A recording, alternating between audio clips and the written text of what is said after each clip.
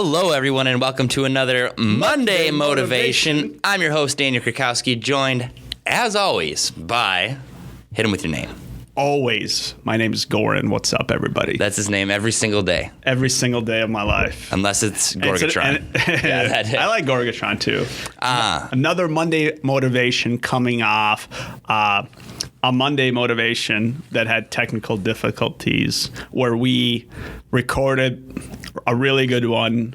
Computer went crazy. With Charles Clutter. Right. If you listen to that full podcast that came out. Amazing stuff, and actually is going to be the inspiration for this one. You know you're a good podcast guest if we're talking about you next week. That's right. So what do we want to talk about today? Today we're talking about perseverance. Perseverance? Pushing through, continuing, hustling, always driving forward. How to do it, when to do it, and how not to do it? Sure. Question mark? How to do it. You got to do it every single day. So, go ahead. No, I'm gonna take the host approach because you had, we discussed what we were gonna talk about, and you were like, hey, what really resonated with me regarding Charles's story was. Yeah. So what Charles really said that made a huge impact on me was, he was on this place when he was 21. For those of you who didn't listen, when he was 21, he was out at an event, got in a fight with someone. They fell, hit their head, passed away, unfortunately. Total mistake, an accident. Right. But he ended up going to prison then for 5.5 years for that. And what I really appreciated was, here's a guy who's building his life up, and then knows he has to spend the next 5.5 years not really accomplishing any of his goals out in the real world, and has to start from scratch once he's out, and knows that there's a 5.5 year road ahead of him before he basically gets to zero. Right. And that's, I think a lot of people would, and a lot of people do give up mentally because when you know the long road ahead that awaits you and what you need to do, it can be daunting. So that's why we want to talk about perseverance, so what it takes to persevere and accomplish your goal or stay on focus. And what we talked about in the last episode of Monday Motivation was being introspective and looking at yourself and understanding what your goals are, why those are your goals, what the methodology is that you need to accomplish them. And once you can identify that, it makes perseverance a little bit easier. So I think we should revisit that in some future podcast. But really, the crux of what I can attribute my ability to persevere to is a combination of good long-term goals, really having an idea of what I want to accomplish, mixed with the understanding of what step 1, step 2, all these simple steps are, and how to push through and actually put those into place and get used to them. Make it a habit to do all the things, to work the 70-hour week, to put yourself out of your comfort zone and ask a bunch of questions of yourself to get yourself moving forward. Right. I think, kind of what you're saying, makes a lot of sense. And the fact that it resonated so hard with you, that story, now it makes a lot of sense because you persevered yourself through a lot. And I think a lot of people have challenges, being a real estate agent or a brand new real estate agent, and all the roadblocks that you're going to encounter and how you can overcome that. And big factor of that is really just, the lack of income coming in right away. And how do you deal with that kind of a mental hurdle so you can push forward? And it takes, did you knowingly kind of go into and say, you know what, if I don't make, X within 5-6 months, that's going to be okay. But my goal is to make this a success by any means necessary, no matter how long it takes.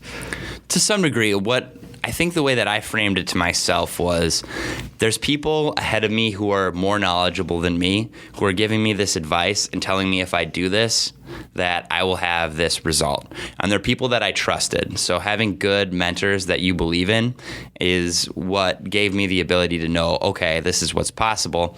Then I had the ability and the belief in myself, in my own abilities to be able to put it together and execute. So I had the advice, I knew what to do, I had the belief in myself to do it, and I merged those two together and had a successful result.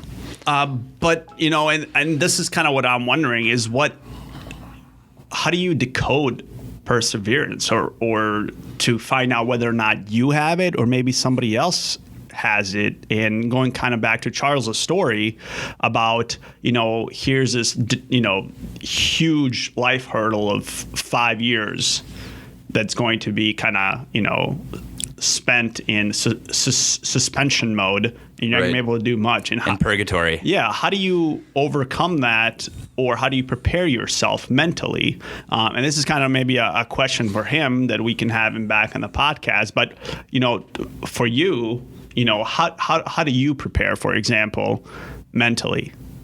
Yeah, I think just understanding the bad side of what is going to happen or could happen definitely prepares you and steels you a little bit for it. So if it does happen, it's not a complete surprise.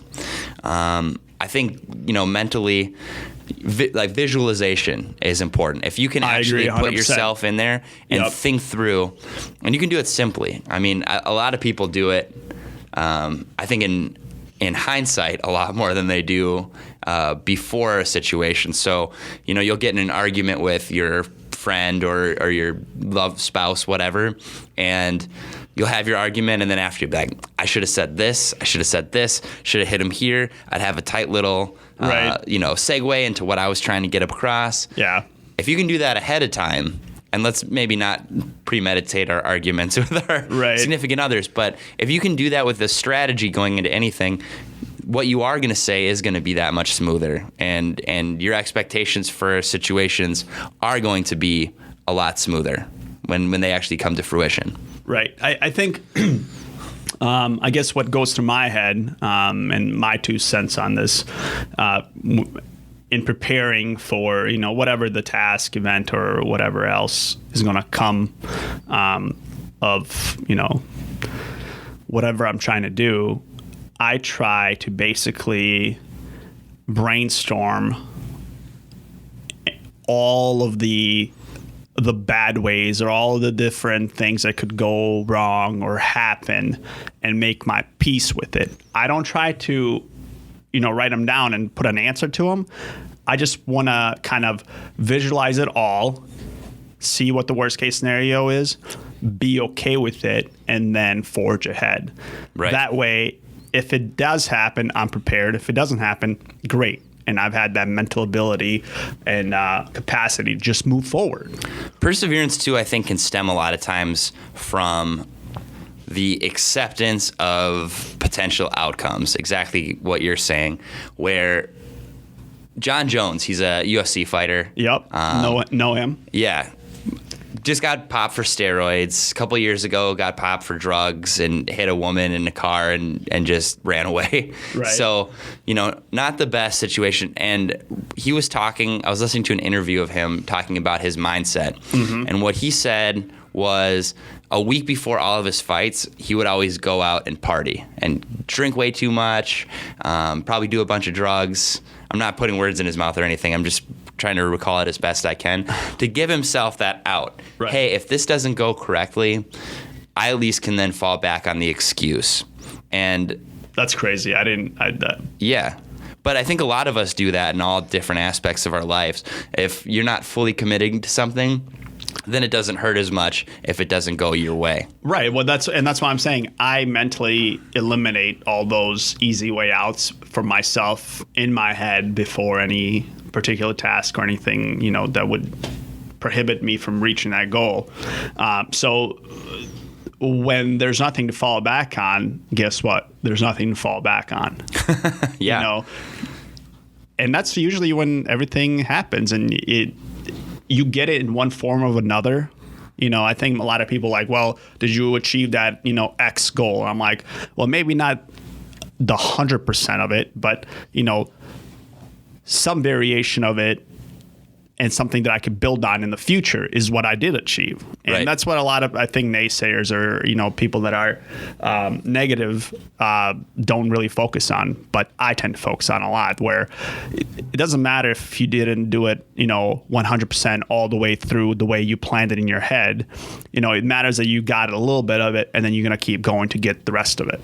Right. And I think doing it that way as well is also like your perseverance training. Right. Exactly. Right? Where, okay, maybe I put 75% in this time. Next time I can put 80 in. Mm-hmm. Right? While still shooting for that 100%. You know, you just got to train up and build your hustle game. You got to get your hustle game in shape. It's something that needs to be worked out. Right. Plus, you know, we're talking about, you know, one person may have this goal and they achieve it, you know, 70%, right? Right. And through perseverance or, you know, whatever their mental state is, they're like, you know what? I'm okay with that. I'm going to keep going. And then at a later time in life, they get the rest, right? The other 30%.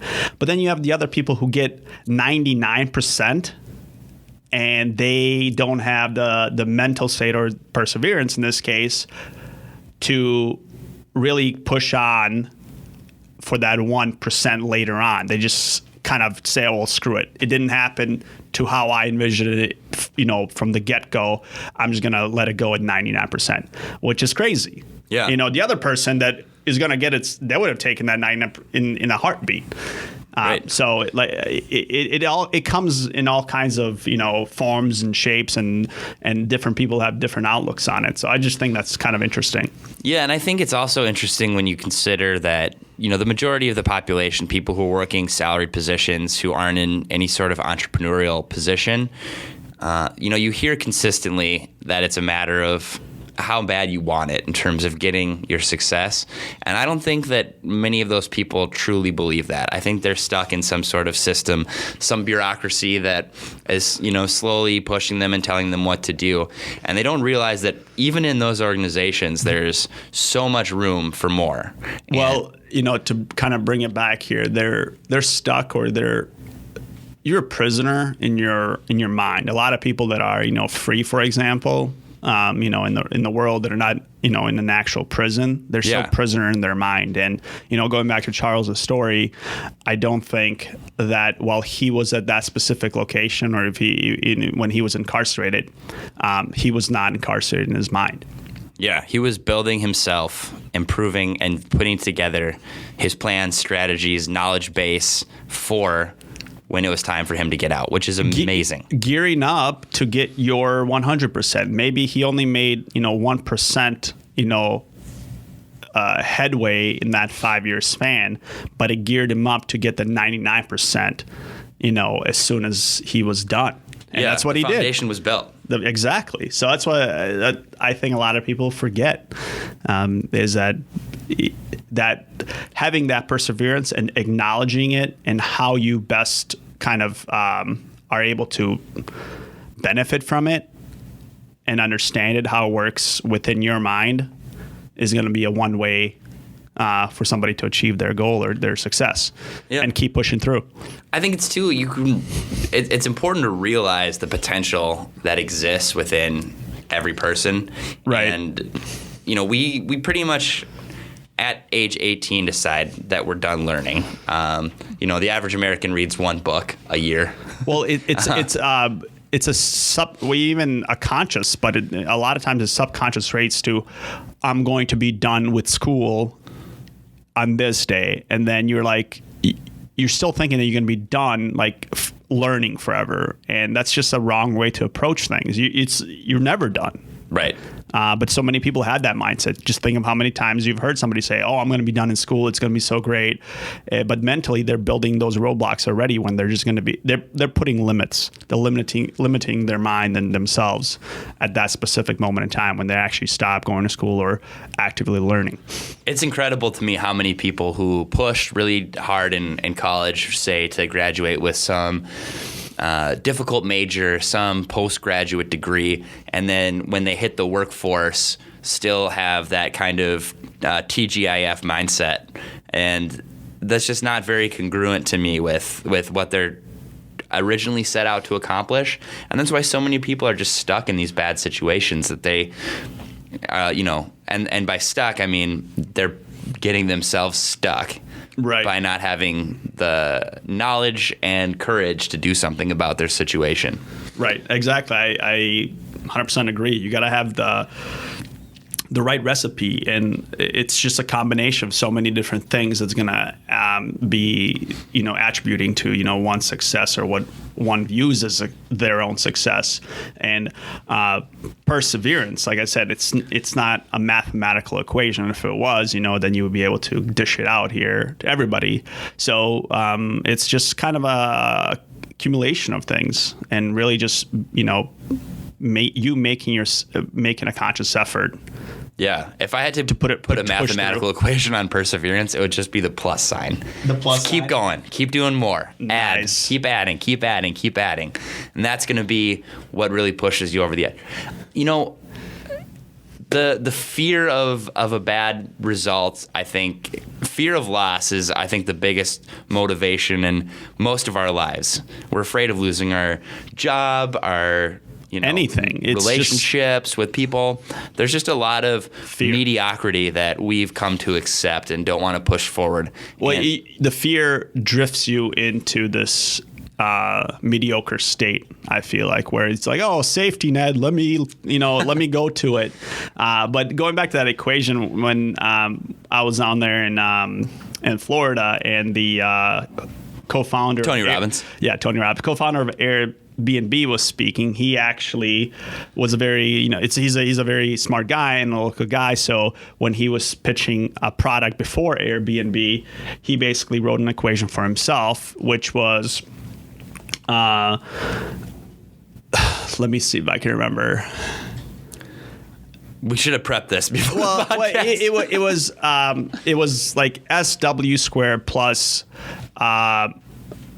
WC equals MO, and basically it's some will like, some won't like, plus who cares equals move on.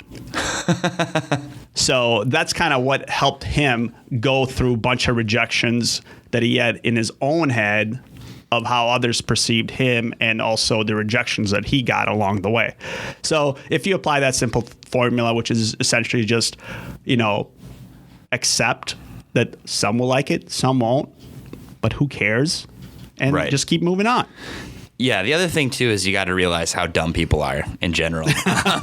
that may not like it. If you could be a politician running on the most common sense, hey, let's just help each other and make sure the government is only here to help people type of platform.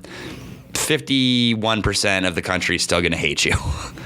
Exactly. There's nothing you can really do about it. But just the people who you can actually personally interact with and touch, those are the people that I think you need to be concerned about. And those are the people that you want to strengthen your relationships with and make sure that you're continuing to build with them.